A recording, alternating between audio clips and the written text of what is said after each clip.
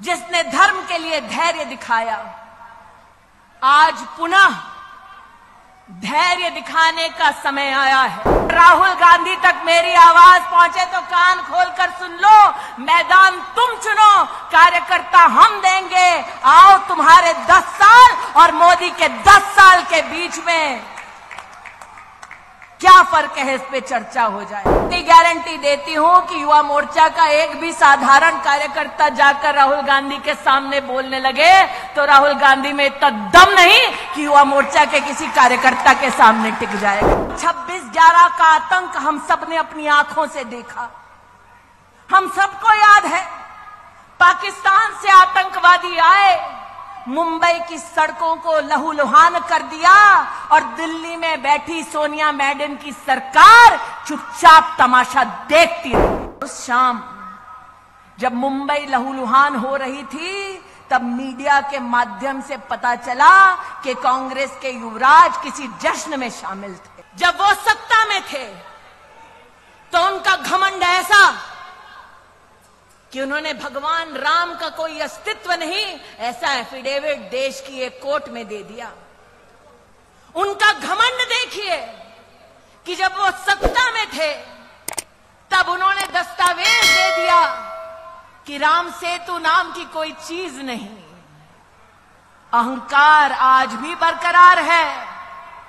जब रामलला का भव्य मंदिर निर्मित हो रहा था, जब प्राण प्रतिष्ठा समारोह के लिए उनको भी आमंत्रित किया गया, अहंकार देखिए, उन्होंने आमंत्रण को ठुकरा दिया। देवेंद्र भाई, रस्सी जल गई, बल नहीं गया।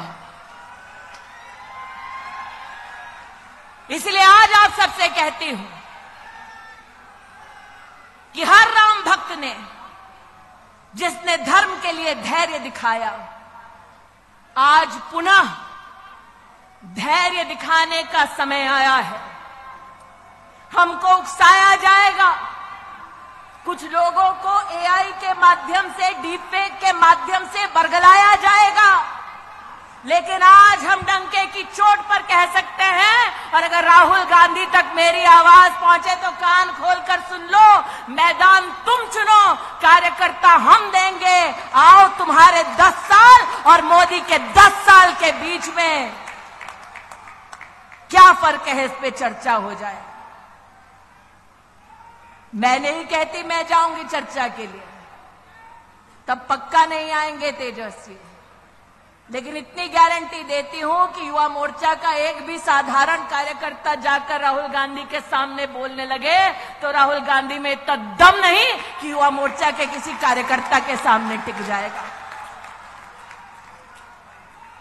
और अगर युवा मोर्चा के किसी कार्यकर्ता को यह मौका मिले कि जो अन्याय करने के बाद न्याय यात्रा निकालने का ढोंग कर रहे हैं, उनसे अगर बात करने का मौका मिले, तब एक प्रश्न अपनी दीदी की ओर से जरूर पूछना कि प्रभु राम के अस्तित्व को नकारा, भारत की सेना के शौर्य को धिक्कार कर राहुल गांधी और उसके नेताओं ने देश की संसद में भारत की सेना से प्रमाण मांगा उनके पराक्रम का।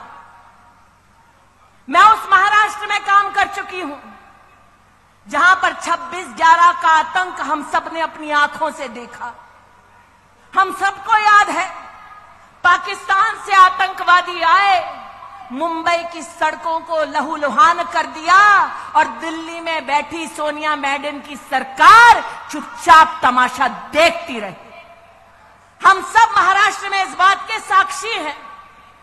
नितिन जी को याद होगा, गृह मंत्री को उस वक्त कांग्रेस की सरकार में कपड़े बदलने से और प्रेस कॉन्फ्रेंस करने से फुर्सत नहीं मिल रही थी, और यहां पर जनता त्राहिमाम कर रही थी कि किसी को तो भेजो ताकि हमारी रक्षा हो सके।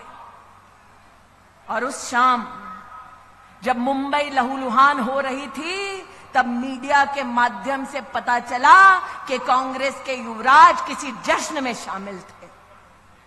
वो व्यक्ति जो मुंबई जब लहूलुहान हो रही थी जश्न में शामिल थे, वो भारत की सेना से उनके पराक्रम का तब प्रमाण मानते हैं जब भारत की वायुसेना पाकिस्तान में आसमान चीरते हुए आतंकवादी कैंप्स को ढेर करती है।